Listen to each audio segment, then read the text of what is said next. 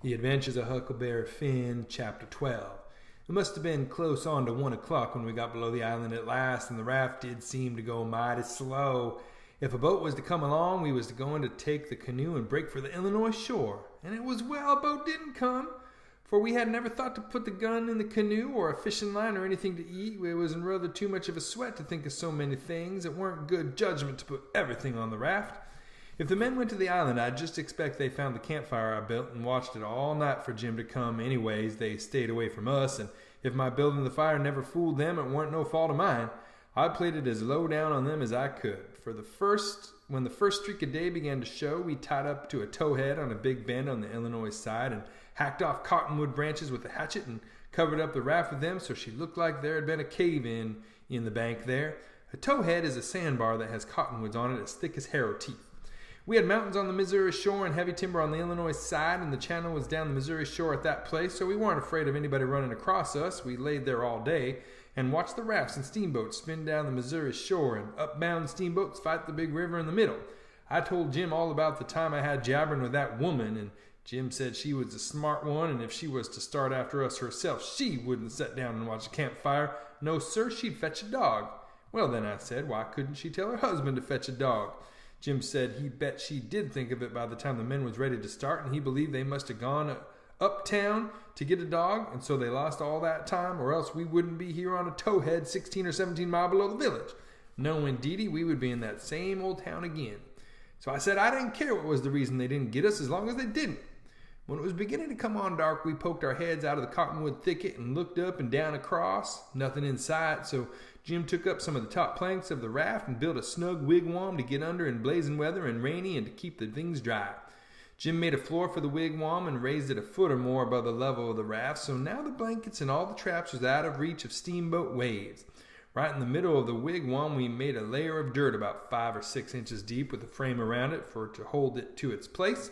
This was to build a fire on in sloppy weather or chilly. The wigwam would keep it from being seen. We made an extra steering oar or two because one of the others might get broke on a snag or something.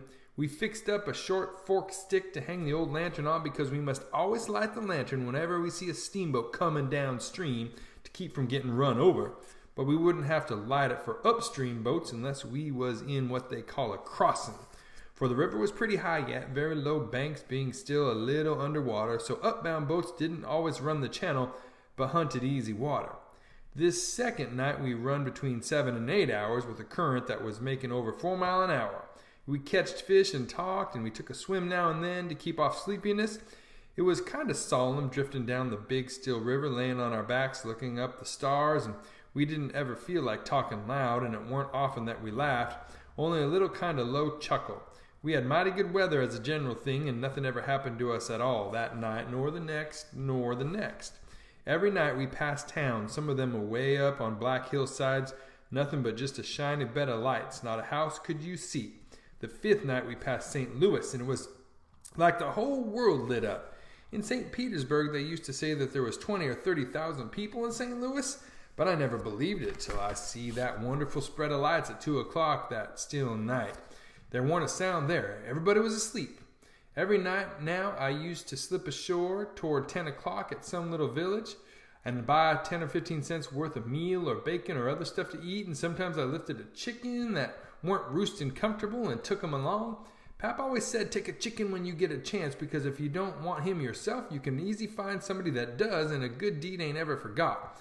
I never see Pap when he didn't want the chicken himself, but that is what he used to say anyway. Mornings before daylight, I slipped into cornfields and borrowed a watermelon or a mushmelon or a pumpkin or some new corn or things of that kind. Papa always said it weren't no harm to borrow things if you was meaning to pay them back sometime, but the widow said it weren't anything but a soft name for stealing, and no decent body would do it. Jim said he reckoned the widow was partly right and Pap was partly right, so the best way would be for us to pick out 2 or 3 things from the list and say we wouldn't borrow them anymore. Then he reckoned it wouldn't be no harm to borrow the others. So we talked it over all one night, drifting along down the river, trying to make up our minds whether to drop the watermelons or the cantaloupes or the mushmelons or what. But toward daylight, we got it all settled satisfactory and concluded to drop crab apples and persimmons. We weren't feeling just right before that, but it was all comfortable now. I was glad the way it come out, too, because crabapples ain't ever good, and the persimmons wouldn't be ripe for 2 or 3 months yet. We shot a waterfowl now and then that got up too early in the morning or didn't go to bed early enough in the evening. Take it all around, we lived pretty high. The 5th night below St. Louis, we had a big storm after midnight with a power of thunder and lightning, and the rain poured down in a solid sheet. We stayed in the wigwam and let the raft take care of itself. But when the lightning glared out, we could see a big, straight river ahead and high, rocky bluffs on both sides. By and by, it says, "Hello, Jim, looky yonder." It was a steamboat that had killed herself on a rock. We was drifting straight down for her.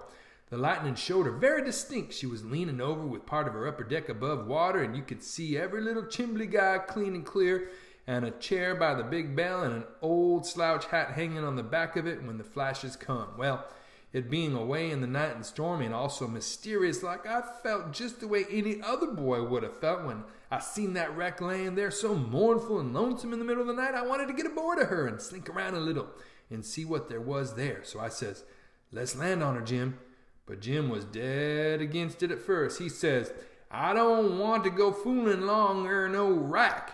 We's doing blame well, and we better let blame well alone in dey's good book, as the good book says. Let's, like as not, dey's a watchman on dat rack." "Watchman, your grandmother," I says. There ain't nothing to watch but the Texas and the pilot house. And do you reckon anybody's going to risk his life for a Texas and a pilot house such a night as this, when it's likely to break up and wash off down the river any minute?" Jim couldn't say nothing to that, so he didn't try. "And besides," I says, "we might borrow something worth having out of the captain's stateroom. Cigars, I bet you, and cost 5 cents apiece solid cash. Steamboat captains is always rich and get $60 a month, and they don't care a cent what a thing costs, long as they want it. Stick a candle in your pocket. I can't rest Jim till we give her a rummaging. Do you reckon Tom Sawyer would ever go by this thing? Not for a pie, he wouldn't. He'd call it an adventure. That's what he'd call it. And he'd land on that wreck as if it was his last act. And wouldn't he throw style into it? Wouldn't he spread himself for nothing nor nothing? Why, you'd think it was Christopher Columbus discovering Kingdom Come. I wish Tom Sawyer was here." Jim, he grumbled a little, but give in. He said we mustn't talk any more than we could help, and then talk mighty low. The lightning showed us the wreck again just in time, and we fetched the starboard derrick and made fast there.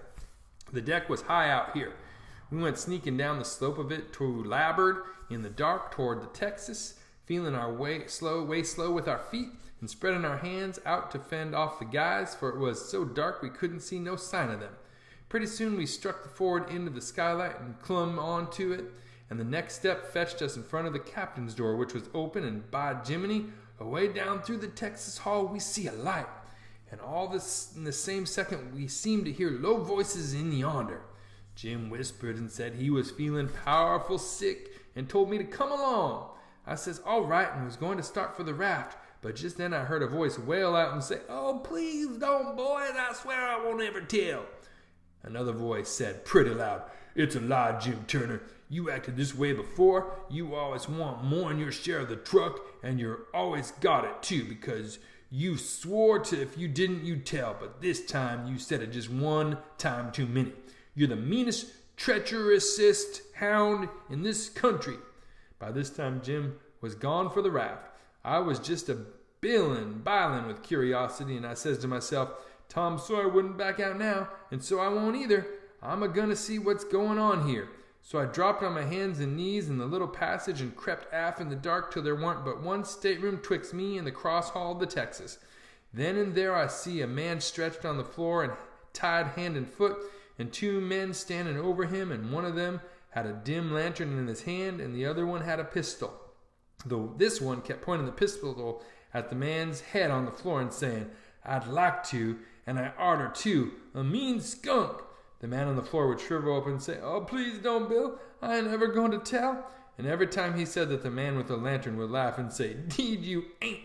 You never said no truer thing than that, you bet." And once he said, "Hear him beg, and yet if we hadn't got the best of him and tied him, he'd have killed us both. And what for? Just for nothing. Just because we stood on our rights, that's what for. But I lay you ain't going to threaten nobody any more, Jim Turner. Put up that pistol, Bill." Bill says, "I don't want to, Jake Packard.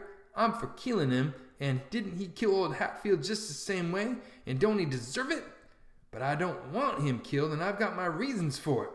Bless your heart for them words, Jake Packard. I'll never forget you as long as I live, says the man on the floor, sort of blubbering. Packard didn't take no notice of that, but hung up his lantern on a nail and started toward where I was, there in the dark, and motioned Bill to come. I crawfished as fast as I could, about 2 yards, but the boat slanted so that I couldn't make very good time. So to keep from getting run over and catched, I crawled into a stateroom on the upper side. The man came upon along in the dark, and when Packard got to my stateroom, he says, "Here, come in here." And in he come, and Bill after him.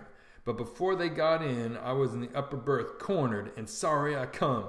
Then they stood there with their hands on the ledge of the berth and talked.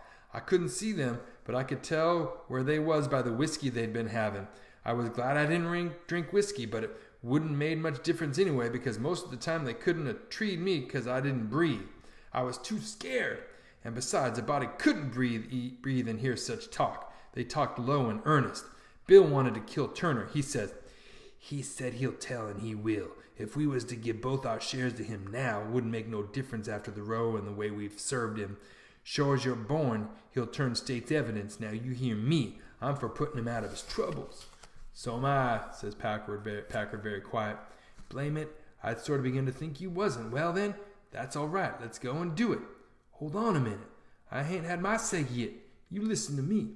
Shooting's good, but there's quite a ways if the thing's got to be done. But what I say is this. It ain't good sense to go courting around after a halter if you can get at what you're up to in some way that's just as good and at the same time don't bring you into no risk. Ain't that so? You bet it is. But how you going to manage it this time? Well, my idea is this. We'll rustle around and gather up whatever's pickings we've overlooked in the staterooms and shove for shore and hide the truck. Then we'll wait.